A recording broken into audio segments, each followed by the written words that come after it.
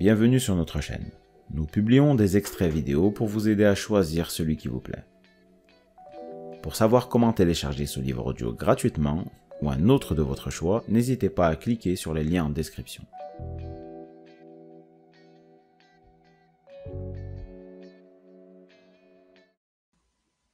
Si oui, comment? Les interrogations de ce passager du siège 5A faisaient écho aux questions formulées aujourd'hui par des milliers de personnes divorcées, séparées ou connaissant un mariage difficile. Certaines s'adressent à des amis, d'autres vont trouver des conseillers conjugaux ou des hommes d'église, d'autres encore se les posent seulement en leur fort intérieur. Les réponses sont parfois empêtrées dans un jargon psychologique presque incompréhensible, ou des plaisanteries et formules lapidaires contenant certes quelques vérités, mais n'ayant pas plus d'effet qu'une aspirine donnée à un cancéreux. Le désir de connaître l'amour romantique dans le mariage est profondément ancré dans notre nature psychologique. Il n'existe pratiquement pas une seule revue grand public qui ne comporte un article sur la manière de stimuler l'amour dans le couple. Les livres sur ce sujet abondent. Que d'émissions de radio et de télé consacrées à cette question. Sauver l'amour dans le couple est une affaire sérieuse. Compte tenu du nombre de livres et de revues spécialisées et de l'aide pratique offerte, comment se fait-il que si peu de couples trouvent le secret pour conserver leur amour vivace après le mariage?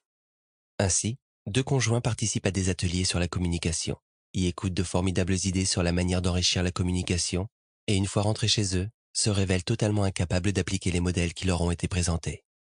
Ou ils lisent un article sur les 101 manières d'exprimer l'amour à son partenaire, en sélectionnent 2 ou 3 semblant particulièrement intéressantes, ils les mettent en pratique, et leur conjoint ne se rend même pas compte de leur effort. Ils renoncent donc aux 98 autres suggestions et reprennent le cours normal de leur vie. Les ouvrages et les articles déjà publiés ne sont pas inutiles, mais notre approche sera différente, car semble-t-il, une vérité primordiale a été négligée. Les gens parlent différents langages d'amour. Il existe des groupes linguistiques principaux, le russe, le chinois, l'espagnol, l'anglais, le grec, l'allemand, le français, etc. Nous avons, pour la plupart d'entre nous, grandi en apprenant la langue de nos parents et de nos proches. Elle est devenue notre langue maternelle ou première langue. Plus tard, il se peut que nous ayons appris d'autres langues, moyennant plus d'efforts. Ce sont des langues secondaires. Mais nous comprenons et parlons mieux notre langue natale. C'est dans celle-ci que nous nous sentons le plus à l'aise. Plus nous utilisons une langue secondaire, plus nous avons de la facilité à nous exprimer dans cette langue. Si nous ne parlons que notre langue maternelle et que nous rencontrons une personne qui ne s'exprime que dans sa langue natale, différente de la nôtre, notre communication sera très limitée. Nous devrons faire appel aux gestes, au bruit, au dessin, à la matérialisation de nos idées. Nous pourrons certes communiquer, mais de façon gauche et imparfaite. Les différences linguistiques font partie intégrante de la culture humaine. Si nous voulons communiquer efficacement avec des personnes d'autres cultures, nous devons apprendre leur langue. Il en va de même dans le domaine de l'amour. Votre langage d'amour et celui de votre conjoint peuvent être aussi différents que le chinois l'est du français. Vous avez beau essayer d'exprimer votre amour en français, si votre conjoint ne comprend que le chinois, vous ne saurez jamais que vous vous aimez. L'ami rencontré dans l'avion utilisait notamment le langage des compliments avec sa 3e femme. Je ne manquais pas une occasion de lui dire combien elle était ravissante, combien je l'aimais, combien j'étais fier d'être son mari. Il exprimait son amour, et sincèrement à mon avis, mais elle ne comprenait pas ce langage. Peut-être cherchait-elle de l'amour dans ses gestes et n'en trouvait-elle pas. La sincérité ne suffit pas. Si nous voulons être de bons communicateurs en amour, nous devons être prêts à apprendre le langage affectif fondamental de notre conjoint.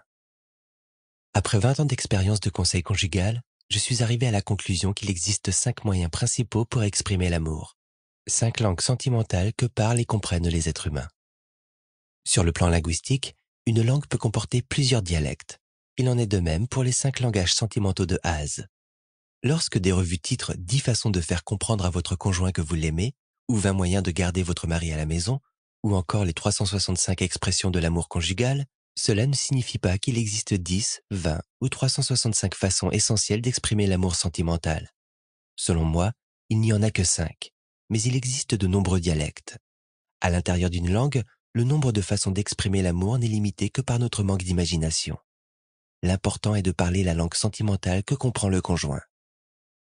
Nous savons depuis longtemps que la structure émotionnelle de la personne se développe dans la prime enfance. Des enfants cultivent un sentiment de mésestime personnelle, alors que d'autres ont au contraire une saine image d'eux-mêmes. Certains vivent avec un sentiment d'insécurité, alors que d'autres ont de l'assurance. Nombre d'enfants grandissent en se sentant aimés, désirés et appréciés, et d'autres en ne goûtant rien de tout cela.